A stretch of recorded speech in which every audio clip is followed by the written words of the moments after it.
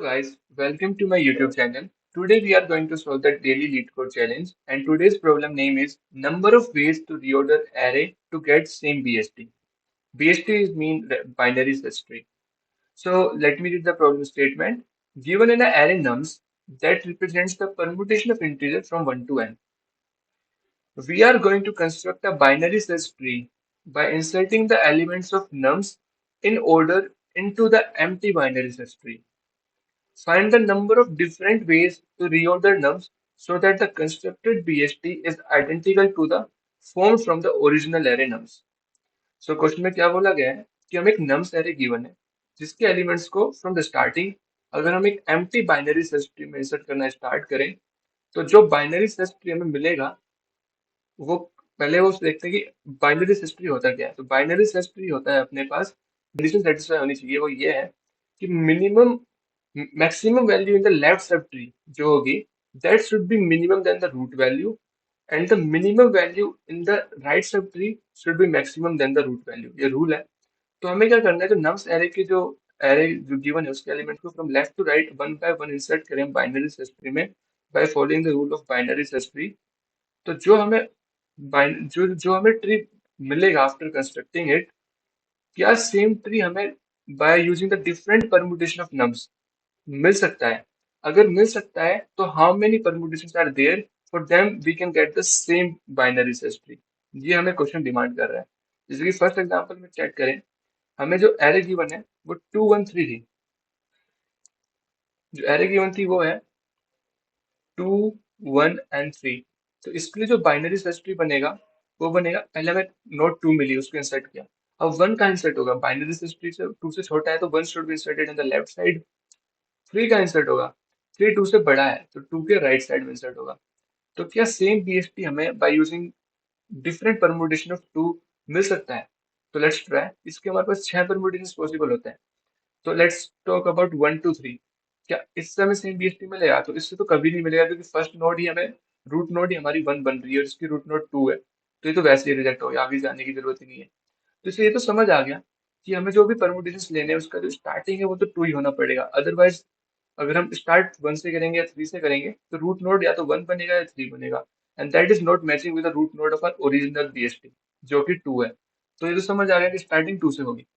अब उसके बाद दो ही ऑप्शन बचते हैं। 1 3 ऑलरेडी गिवन था ओरिजिनल नम्स में, तो हम इसको परम्यूट करा के 3 1 लिख सकते हैं। Now check for it. तो मैंने क्या करा, 2 फर्स्ट नोड आई इंसर्ट कर दिया, फिर 3 आया। 3 should be inserted in the right child. 3 should be it's right child because 3 जो है वो बड़ा है 2 से। और जो 1 है that should be inserted in the left side because 1 is smaller than 2। तो सेम बीएसटी में मिल चुका है, तो ये एक वैलिड परमुटेशन है, तो हमें इसको काउंट करना है। सो क्वेश्चन बोलता है कि how many valid permutations are there which can form the same BST as it is found using the original nums array. ये क्वेश्चन है। तो अभी हम दूसरे केस को भी एक बार चेक कर लेते हैं, ड्राई रन कर लेते हैं, उसके बाद शायद हमें इंट्यूशन मिल जाएगी, कुछ ऑब्जर्वेशन मिल जाएगी to solve this particular problem. So इसमें जो एरे गिवन है वो है 3 4 5 1 2। सो जो हमें एरे गिवन है वो है 3 4 5 1 and 2। This is the original nums array given to us. Okay, कर सकते हैं इसको हम इंसर्ट करना स्टार्ट करें। तो फर्स्ट नोड मुझे 3 मिली तो उसको रूट नोड बना दिया एम्प्टी बीएसटी में। फिर 4 3 से बड़ा है तो it should be inserted in the right side of it. फिर 5 इससे 4 से भी बड़ा है तो again it should be inserted in the right side of it. 1 मेरा 3 से भी छोटा है तो ये तो 3 के ही लेफ्ट साइड में इंसर्ट होगा। और जो 2 है वो मेरा 3 से छोटा है बट 1 से बड़ा है, so this is the right position where we can insert it. So ये मेरे पास ओरिजिनल बीएसटी बना है। अब मुझे चेक करना है कि how many permutations of nums are there which can form the same BST. तो इसके तो बहुत सारे परम्यूटेशंस पॉसिबल है because how many permutations we are possible of the array of length n। अगर एरे की लेंथ n है तो जो नंबर ऑफ परम्यूटेशंस पॉसिबल होते हैं वो n फैक्टोरियल होते हैं।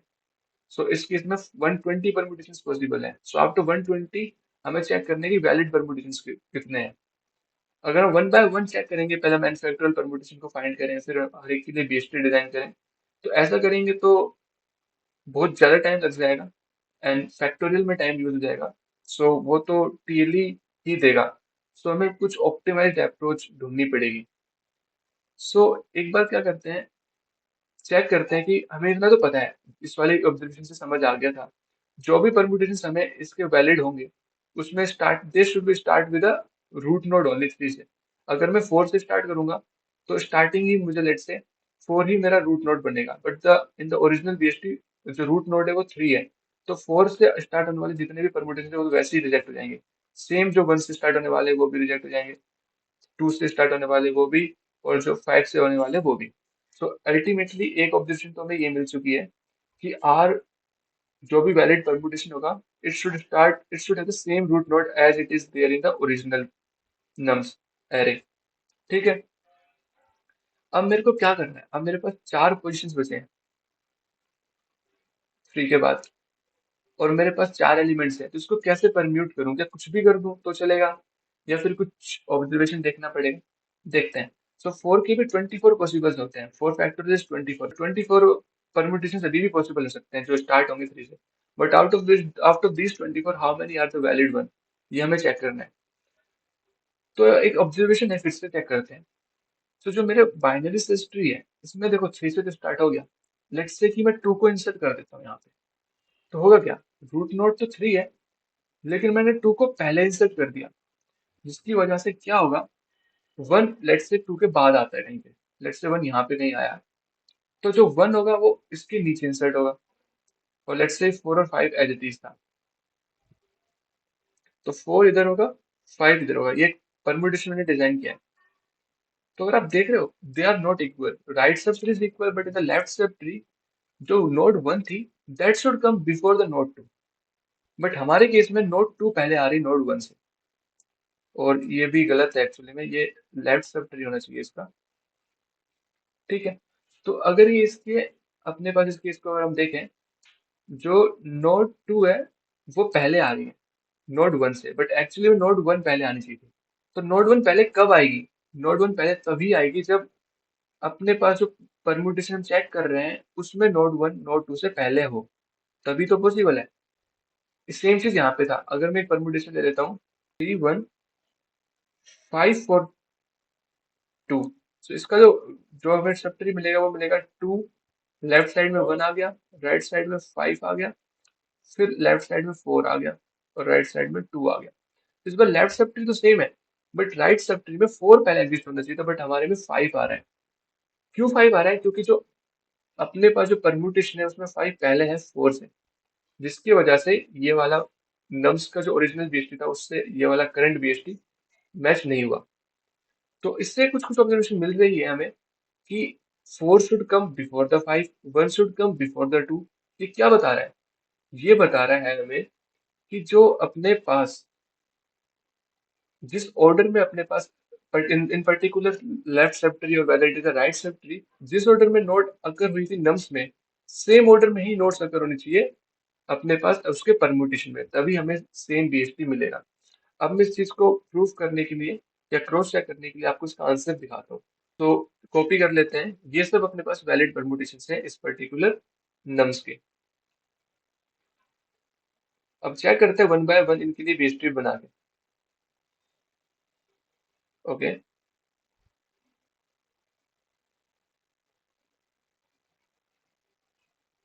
सो लाइक फर्स्ट अपने पास 3 1 2 5 है। सो देख रहे हो इस केस में क्या हुआ, अपने पास देखो ऑर्डर पहले मेंटेन है, 1 अगर पहले कर रहा था 2 से, इसमें भी 1 जो है वो अगर कर रहा है 2 से पहले, 4 अगर कर रहा है 5 से पहले, 4 अगर कर रहा है 5 से पहले। इस वाले केस में देखो 1 जो है वो 2 से पहले है, 4 वो है जो है वो 5 से पहले है। इसमें भी 1 2 से पहले है, 4 5 से पहले है, 1 2 से पहले, 4 5 से पहले, 1 2 से पहले, 4 5 से पहले। तो जो हमने जो सेकंड फर्स्ट ऑब्जर्वेशन तो ये थी कि आर जो वैलिड परम्यूटेशन होगा that should start with the same root node जो नम अपना स्टार्ट हो रहा है। सेकंड हमने जो ऑब्जर्वेशन अभी यहाँ पे हमने ड्रॉ की है वो ये है कि जो ऑर्डर ऑफ द एलिमेंट्स जो नम्स में थे for the left sub tree as well as for the right sub tree, that should be maintained. Like अपने पास 1 इज अकरिंग बिफोर 2, तो इसमें भी 1 should occur before 2, 4 is occurring before 5, so 4 should occur before 5 in all the permutations। तो जिसकी वजह से इन सब के लिए अपने पास अगर हम किसी भी को भी बना के देखें तो सेम बीएसटी में मिल जाएगा। लेट्स से इस वाले को बनाते हैं। सो पहले 3 है, 3 ये सेट किया, उसके बाद 4 आया, तो 4 is bigger than 3, so it should be inserted in the right side of it.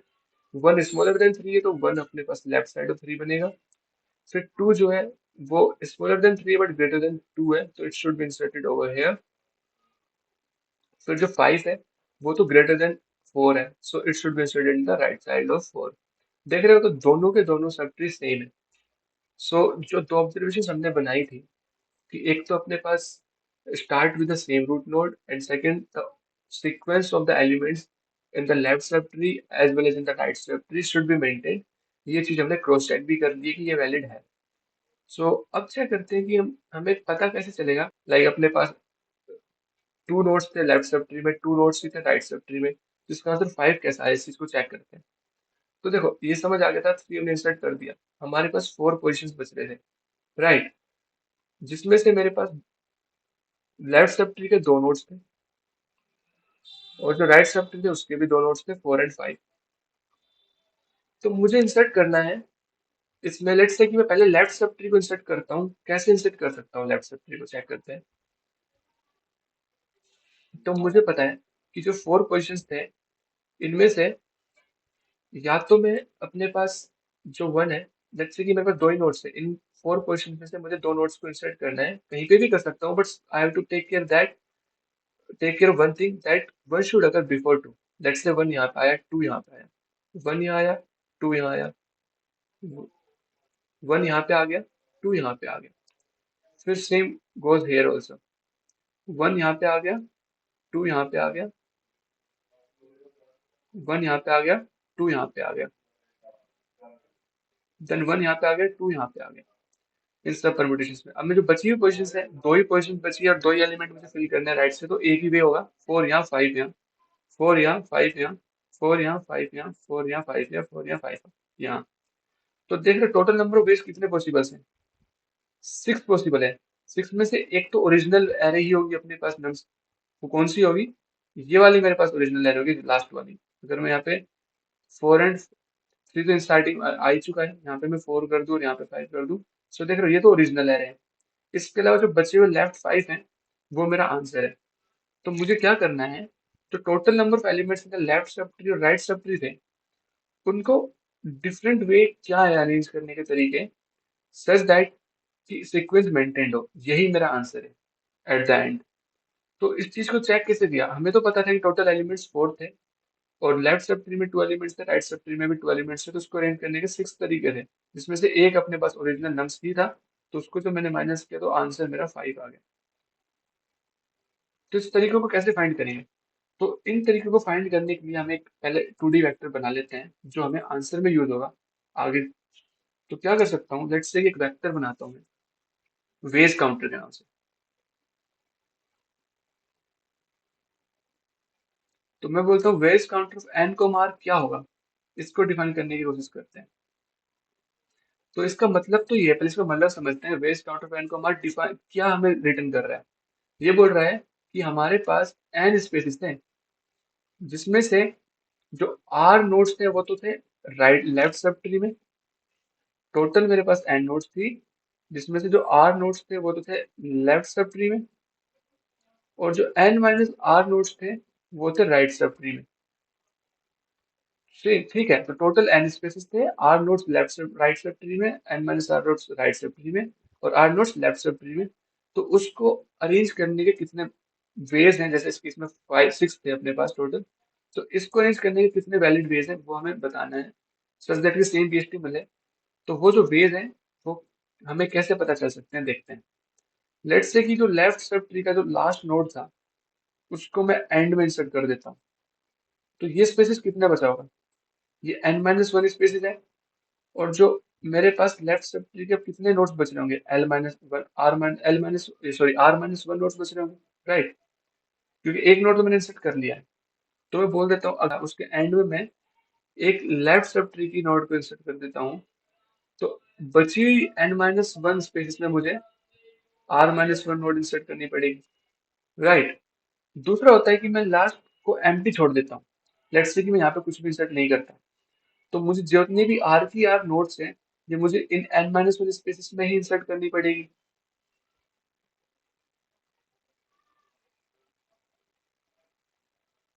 तो ये मेरे पास फॉर्मूला बन चुका है एक। ये जो फॉर्मूला है मुझे डिफाइन कर रहा है, तो ये वाला जो फॉर्मूला बनाया है ये मुझे डिफाइन कर रहा है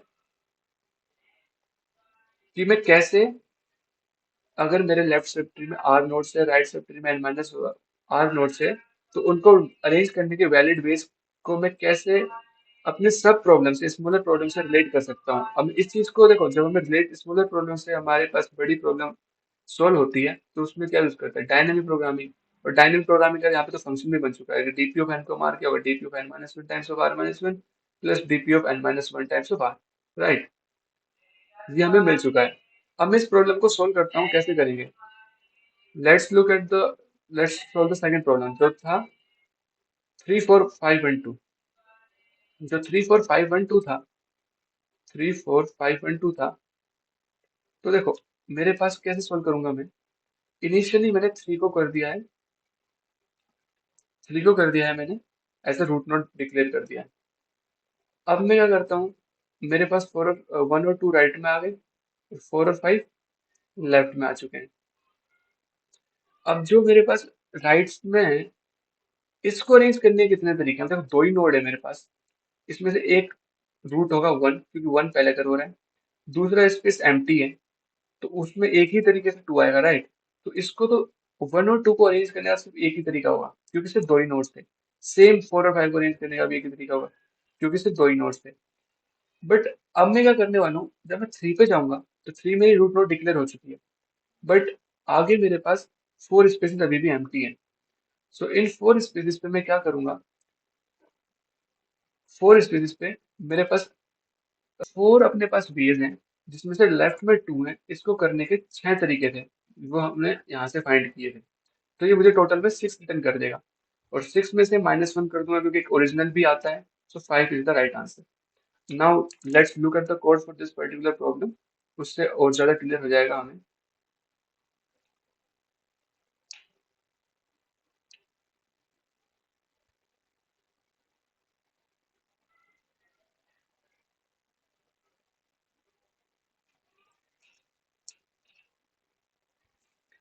सो या this is the code for this particular problem. पहले देखते हैं हमने किया क्या।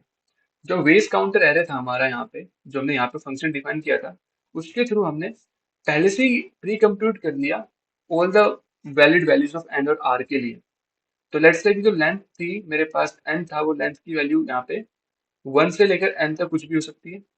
और जो एलिमेंट्स थे मेरे पास लेफ्ट सब ट्री में, लेट्स से कि टोटल जो sum of elements of left सब ट्री प्लस राइट सब ट्री लेंथ के बराबर है, एल ई एन के बराबर है। और जो total number of elements in left sub tree वो ई एल ई के बराबर है। और N L E N minus E L E जो होंगे वो राइट सब ट्री में होंगे, ऑब्वियसली बात है। तो इसको फाइंड करने के तरीके क्या होंगे, सेम चीज हम यहाँ पे कर चुके हैं। अगर मैं लास्ट वाले एलिमेंट पे कुछ भी इंसर्ट ना करूं, जो यहाँ पे था, तो मेरे पास बनता एन माइनस वन प्लेसेस पे मुझे आर एलिमेंट्स इंसर्ट करने पड़ेंगे। सो एन माइनस वन प्लेसेस पे मैंने ई एल ई एलिमेंट इंसर्ट कर दिए। बट अगर मैं लास्ट एलिमेंट पे इंसर्ट कर देता हूँ, तो मुझे एन माइनस वन प्लेसेस पे आर माइनस वन इंसर्ट करने पड़ेंगे।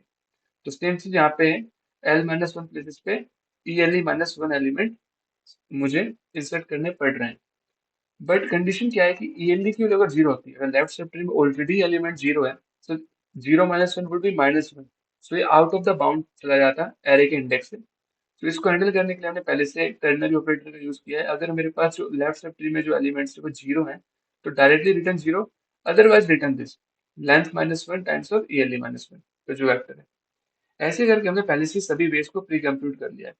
अब मैंने एक नया फंक्शन बनाया है जो रिटर्न करेगा नंबर ऑफ वेज, कितने नंबर ऑफ वेज हैं इस पर्टिकुलर जो नम्स मेरे पास वेक्टर है, इसके परमुटेशंस जो सेम बीएसटी रिटर्न करेंगे, वो हमें get number of ways function return कर रहा होगा। जो total number of ways return करेगा, इसमें एक वेज हमें वो भी इंक्लूडेड मिलेगी जो अपने पास ओरिजिनल नम्स होगा, तो उसको मैंने सब्ट्रैक्ट कर दिया। And to put it into the range मैंने मॉड्यूलो भी इंसर्ट कर दिया है। उसके बाद रिटर्न मॉड्यूलो को ऐड किया है, उसके बाद मैंने आंसर को रिटर्न किया। अब let's look at the get number of ways function.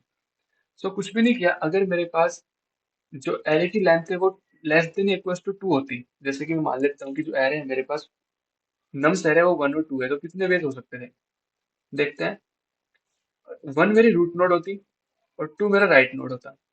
इसका के अलावा कोई और परम्यूटेशन पॉसिबल है? हमें पता है जो भी परम्यूटेशन स्टार्ट वैलिड होते हैं वो स्टार्ट होंगे सेम रूट नोड, तो वन से स्टार्ट होंगे। तो यहाँ पे तो देखने का एक ही तरीका था, एक ही तो नोड बची और टू होगी। सो इसलिए यहाँ पे सिर्फ एक ही मेथड है। ठीक है, तो अगर मेरे पास लेंथ टू के इक्वल है या टू से छोटी है, एक ही नोड है तो रूट ही नोड होगी, तो ऑब्वियसली बात है एक ही मेथड होगा। अगर टू से छोटी है मेरे पास नंबर ऑफ साइज के लिए तो रिटर्न वन डायरेक्टली। अगर नहीं है तो मैं फाइंड करूंगा कि मेरे जो लेफ्ट सब ट्री में कितने नोड्स थे और राइट सब ट्री में कितने नोड्स थे, क्योंकि हमें चाहिए ना एन, जो फंक्शन था एन कोमा आर में। सो आर क्या है, number of nodes in the left sub tree. इसको डिटरमाइन करने के लिए, पहले इसको फाइंड करने के लिए मुझे पता तो चले। आर तो तभी पता चलेगा जब मुझे पता चलेगा कि नोड्स कितने हैं लेफ्ट सब ट्री में। सो मैंने दो वेक्टर्स बना लिए, one will be containing all the nodes present in left subtree, another will contain all the nodes from right subtree। Iterate करना स्टार्ट करूंगा वन से, बिकॉज जीरो नोड तो रूट नोड है, वन से ही स्टार्ट है जो भी है। जीरो नोड है, वन से ही स्टार्ट है जो भी है। लाइक मैं पहले चेक करूंगा अगर जो मेरे जो नम्स ऑफ जीरो है, जो रूट नोड है, क्या उससे छोटा है इन नम्स ऑफ आई। अगर छोटा है तो वो लेफ्ट सब ट्री में इंसर्ट होगा, अगर बड़ा है तो राइट सब ट्री में इंसर्ट होगा। लाइक इस केस में देखें तो जो फोर और फाइव है वो मेरे पास बड़े हैं अपने पास थ्री से, तो दे should be inserted into the right sub tree. ठीक है, और जो वन और टू है वो थ्री से छोटे हैं, so वो इंसर्ट होंगे लेफ्ट सब ट्री में।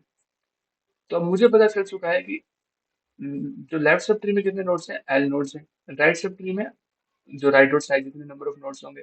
राइट, अब मैं चेक करने वाला हूँ टोटल नंबर ऑफ स्पेसेस कितने होंगे।